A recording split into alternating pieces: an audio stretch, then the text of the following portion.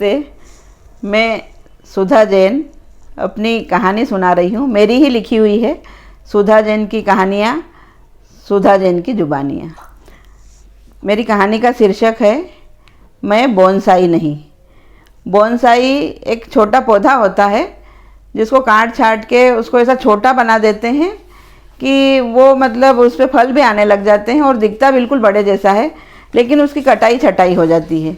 यह जापानी कला है और इसके पौधे बहुत महंगे मिलते हैं और मतलब पौधे के जो वास्तविक गुण हैं उससे मतलब उसको छोटा बना दिया जाता है। तो उसी को लेके एक कहानी है कि मैं बोनसाई नहीं। कहानी का शीर्षक है मैं बोनसाई नहीं। ईशा प्यारी सी लड़की, सुंदर, सुशील, समझदार। माता पिता ने सुयोग्य लड़का, घर परिवार देखकर उसकी शादी कर दी। मध्यम वर्गीय परिवार में पली बड़ी ईशा अपने मन में ढेर सारे सपने संजोए ससुराल आ गई। ससुराल में सास, ससुर, 2 ननंद और एक देवर है। शादी के पहले माँ हर दिन समझाती रहती, ईशा थोड़ा जल्दी उठा करो, ससुराल में जल्दी उठना पड़ेगा। ईशा किचन के काम करना सीख लो, वहाँ पर सभी काम करना होगा। ईशा यह कर लो, ईशा वह कर लो।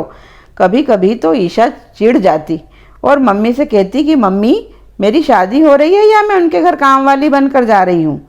तब मम्मी अपनी बेटी को दुलार करने लग जाती और क्या कहती कि क्या करे बेटी, विधाता ने दुनिया में यही रिवाज बनाया है कि लड़की को अपना घर छोड़कर ससुराल जाना पड़ता है। ऐसा नहीं है कि ईशा पढ़ी लिखी नहीं है, उसने MSc किया है बॉटनी में, लेकिन माता पिता की चाहत यह है कि हम अच्छे घर परिवार में तुम्हारी शादी कर दें और निश्चिंत हो जाएं। शादी के बाद सुंदर सा उसका गृह प्रवेश हुआ। सास ने अपनी मीठी मीठी हिदायतें देना शुरू कर दी। नंदों की फरमाइश शुरू हो गई। देवर के खाने के शौक पूरे होने लगे। ससुर जी का गुस्सा बर्दाश्त करने लगी।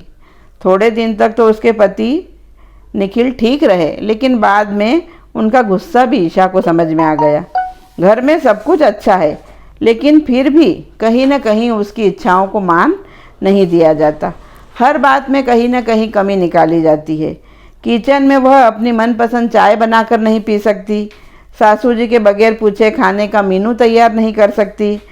निखिल के साथ अकेली घूमने नहीं जा सकती। अगर जाना भी है तो दोनों नंदों के साथ। सब कुछ अच्छा बनाने के बाद भी कभी कभी ससुर जी बहुत गुस्सा हो जाते हैं और बोलते हैं कि क्या तुमने यही सीखा है अपने माँ बाप के यहाँ। यह बात सुनकर ईशा को बहुत बुरा लगता है। किसी लड़की की मनोभावनाओं को अब जब पियर से किसी की बात, मायके की बात हो जाती है तो लड़की को बहुत बुरा लग जाता है। सासू जी एकदम से तो नहीं डांटती, लेकिन उनकी मीठी हिदायतें भी ईशा को रास नहीं आती। एक जैसे रूटीन के काम करते करते ईशा थकने लगी। वह बायो की छात्रा थी। उसने BSc में बोनसाई के पेड़ों के बारे में पढ़ा था। बोनसाई का अर्थ है बौने पौधे। यह पौधों को लघु आकार में आकर्षक रूप देने की कला होती है। किसी पेड़ को इस तरह से काटा छाटा जाता है कि वह बड़ा ना होकर भी फल और फूल देने लगता है। उसे उसके मूल स्वरूप में विकसित नहीं होने दिया जाता। ईशा सोचती कि मैं भी इस घर में आकर बोनसाई के पेड़ जैसी हो गई हूँ। मेरी इतनी काट छाँट हो गई है कि मैंने अपने मूल स्वरूप को खो दिया है।